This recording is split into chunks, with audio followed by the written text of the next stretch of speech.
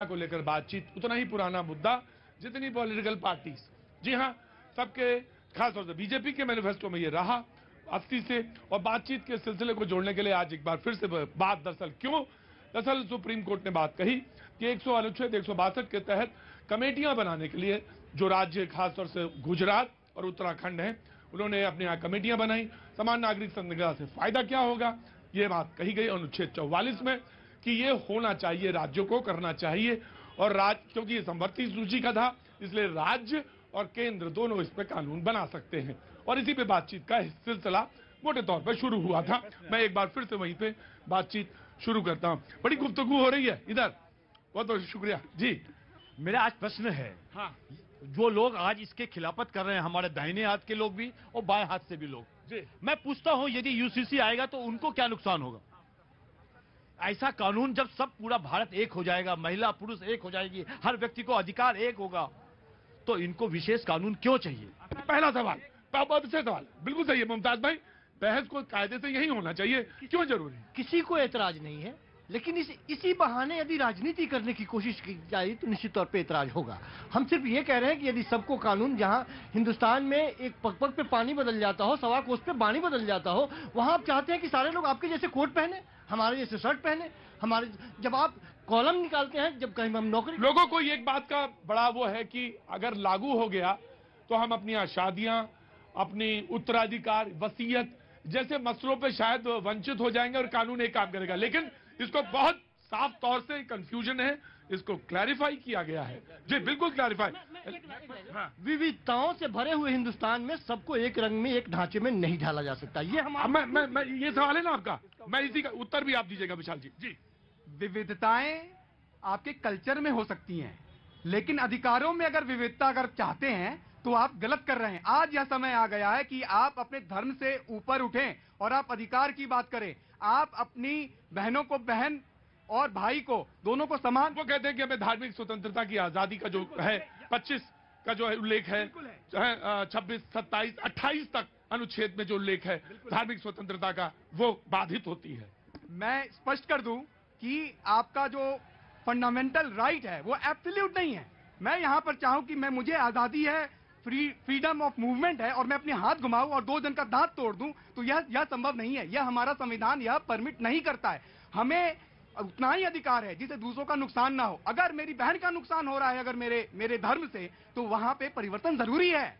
मुमताज भाई, बिल्कुल हम कह रहे हैं परिवर्तन जरूरी है, लेकिन मसला ये है कि यहाँ कहाँ कुछ जाता है, किया कुछ जाता है। कहा कि देश बिकने नहीं दूंगा, आज लोग पूछ रहे हैं ये बताओ बचा क्या है। इसी तरीके से कह रहे हैं हम तोड़ने नहीं देंगे, आज हर जगह टूट फूट हो रही।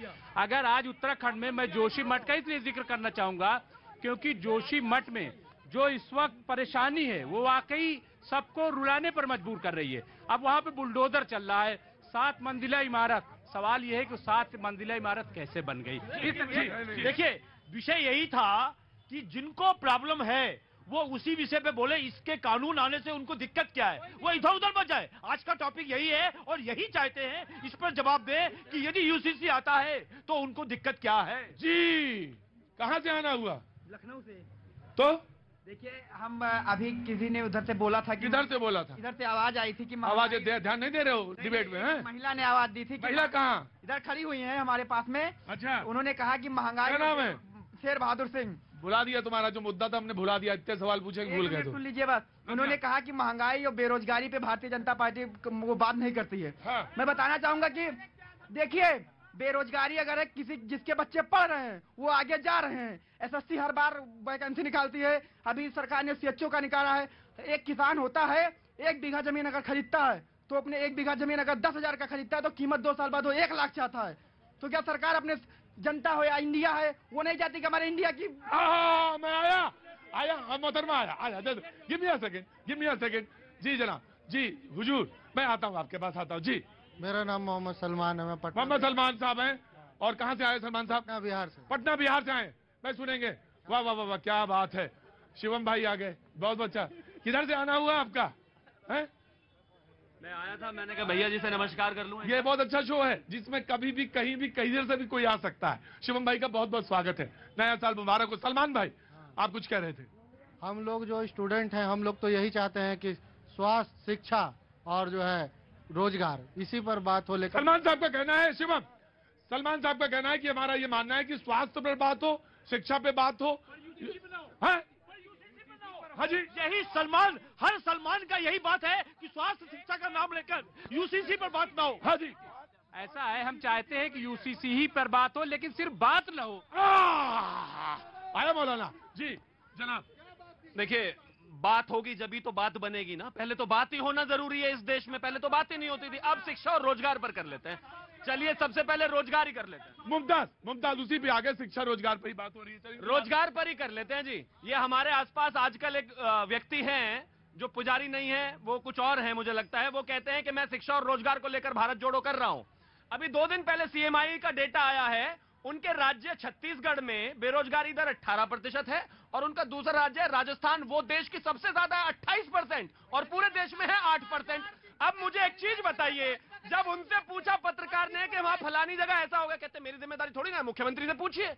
आप किस चीज पर बात करना चाहते हैं? भी बात कर लो जहां पर 38% है, पूरे विश्व में सबसे ज्यादा बेरोजगारी दर हरियाणा में है। बिल्कुल, और पहले ऐसे प्रधानमंत्री है जिन्होंने अपने शासन काल में सबसे कम नौकरियां दी। भैया जी, असल विषय ये जितने प्रधानमंत्री आए सबने जी जी, हाँ, अरे हमारे मोहतरमा, देखिए, हम बात करने आए थे यूसीसी पर और लोग दूसरे जगह जा रहे हैं। सलमान भाई चले गए क्या? सलमान रुकना, आ रहा हूँ। हाँ, यूसीसी से उन लोगों को परेशानी है जो एक पर्टिकुलर वर्ग को का तुष्टीकरण करते हैं। जी जनाब। समानता का कौन विरोध करेगा ये बताइए? किसी का स्वभाव ऐसा होना ही नहीं चाहिए जो समानता का विरोध करे। सवाल ये पैदा होता है कि समानता कहां कहां लाने की मंशा आपकी है। जैसे वसीयत, उत्तराधिकार, शादी, तलाक। शादी 498 सबके लिए एप्लीकेबल है या नहीं? 125 सबके लिए एप्लीकेबल है या नहीं? क्या मुसलमान जाएगा कोर्ट 125 में? हमारी बहन अगर जाएगी तो उसको गुजारा भत्ता नहीं दिया जाएगा? मिलेगा ना। 498 भी लेकर जाएगी तो वो भी क्राइम जो होता है, ट्रिपल तलाक बना दिया। 1 मिनट, इक्वल एजुकेशन पर डिबेट कब होगा? इक्वल हेल्थ सिस्टम पर डिबेट कब होगा? कोई मेदांता में इलाज कराएगा और कोई रोड पर पन्नी बिछाकर बैठा। जाइए राम मनोहर लोहिया में जाइए, सफदरजंग में जाइए, तमाम अस्पतालों में जाकर जरा स्थिति तो देखिए क्या है वहां। मौलाना कल इसी से बिस्मिल्लाह करेंगे, कल इसी बात से बिस्मिल्लाह